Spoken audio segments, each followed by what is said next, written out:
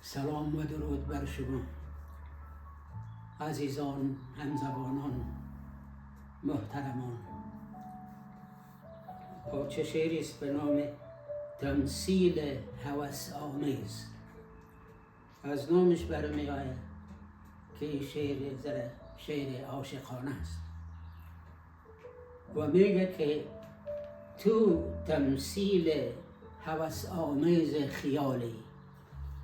تو نقش زیبای عطربیز جمالی، تویی چون ماه در آغوش دریا، تویی چون ماه در آغوش دریا، تو استاره تابناک اندر سمایی،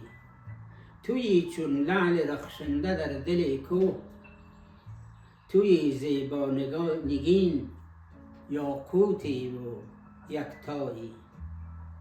تویی زیبا نگین یاقوتی و یکتایی، تویی معشوق گلفشان تصور، تو گریزنده شوقی میان رویایی، تویی مست و مغرور و شتابان، تو پوینده فکری، تو گریز پایی، تو آن شمعی که در محفل می گدازد، من و پروانه را سوختن می نمایی، تو آن شمعی که در محفل می گدازد، من و پروانه را سوختن می نمایی،